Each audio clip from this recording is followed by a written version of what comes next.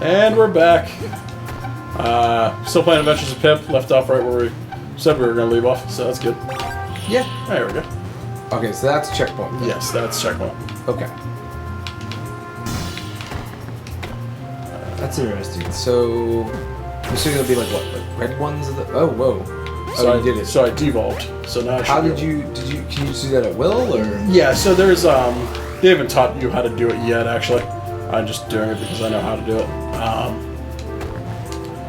I thought you could walk across that. Yeah. There's a way you can devolve yourself because there's gonna be puzzles that you need to do that will Switching between the modes. Correctly. No, it's not. There would be a spot open. Yeah, it seems a little bit. The jumping and stuff seems a little floaty. It's intentionally supposed to be a little bit. Ball jump here. There we go. But yeah, now, so now this teaches you how to do it. So. Hold the. Okay, hold one of the buttons to. And now you're back to doorstop mode! Back to doorstop mode, yeah.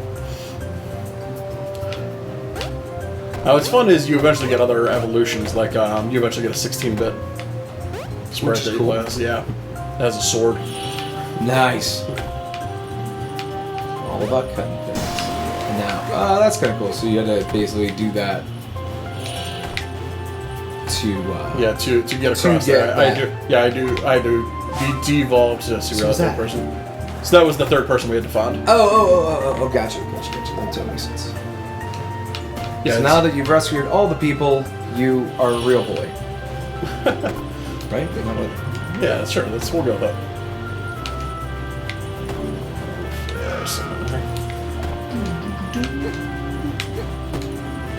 There you go. There we go. Money. So what do you think it is about this style game, the resurgence of platformers? Why now? Because I think the big companies don't make them anymore. You think that's just it? It's a nostalgia kind of thing? I think it is. I think, I look at, like, say, Shovel Knight, right? Shovel Knight is, I think, has been the most popular with people who either love and can't get enough of that genre, or more likely, people who want to go back to that genre but can't. Like, one thing kind of forget about is, like, there's a lot of games that are, like, really hard to go back to. Like, we've made just such obvious progress beyond them, it's kind of tough. So, like, if someone doesn't want to go play, like, what's a good example? I don't know, all Mario games are pretty good, so... No, but, like, let's say you want to go back to something that was, like, a decent game, like, say, the Capcom, like, Disney games, like DuckTales. Yeah. Like, I don't blame you for not being able to, like, engage that game. Because it's weird, and, like, it's kind of hard to do even basic stuff like the pogo jump and stuff like that. I understand why someone would want to have that experience, but have it with modern sensibilities. Okay.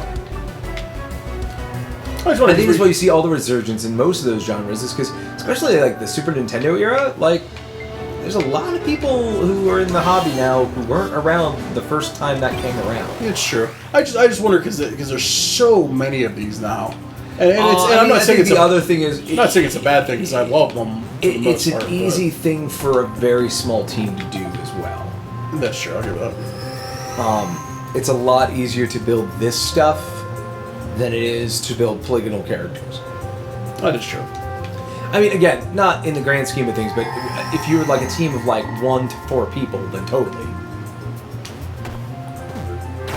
Then, you know, I wouldn't be really mean, like, the other thing about it is, like, it's... Yeah, you can't do that. Is the fact that, you know, if it looks bad, it doesn't look as bad. Like, even if you stink at pixel art, all pixel art looks okay. Yeah, I agree with that. Like, I don't know if Pip here is, like, a super amazing looking character, but he works. He's great. He's fine. I don't know if the artist worked, like, 10 minutes on him or, like, 10 years on him. Kind of irrelevant. So... I just more thinking, like, for, what do you think... Why, like, as a fan, why are these selling so well? More so. Because, I mean, we talked about Castle Crashers, Shovel Knight. Nostalgia is always going to be a big thing. I mean, because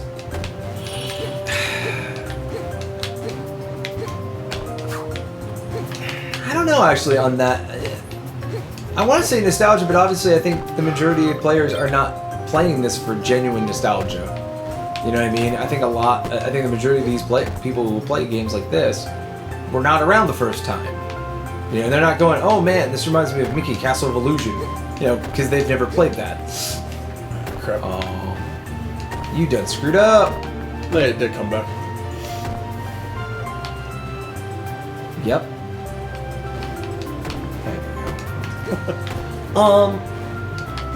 It's like I said, it's just the resurgence on these has been insane with this, Shovel Knight, Guacamelee, Castle Crashers to a lesser extent. Well, okay, when you talk about, like, well, Guacamelee isn't really...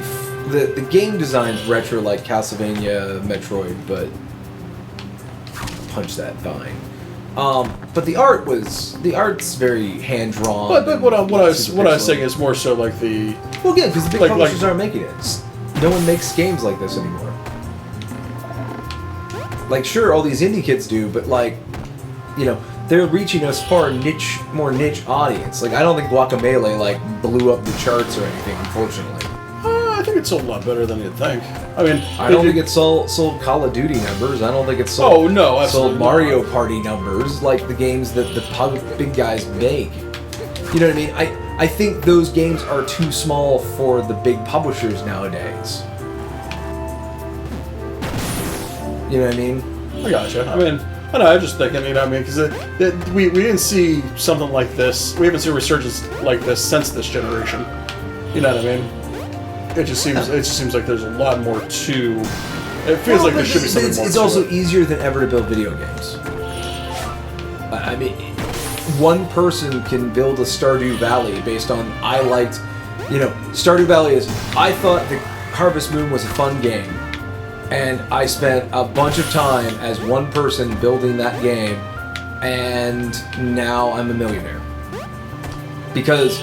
It just doesn't take as much to build these games as it used to. You know, the first Harvest Moon was probably, I don't know, 16 to 20 people for like an entire year. That's true. Stardew Valley was like one guy for like, I think he built it over 3 years or something like that. Okay.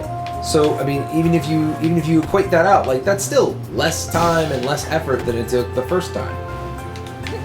And the other thing, to be honest, is it's easier to steal mechanics than it is to build them. And I don't mean that steal as in like, oh, you're uncreative. I mean like, no, I mean like figuring out the first, you know, farming simulation game would have been a lot harder than building a really good farming simulation game after that. I'll give you that.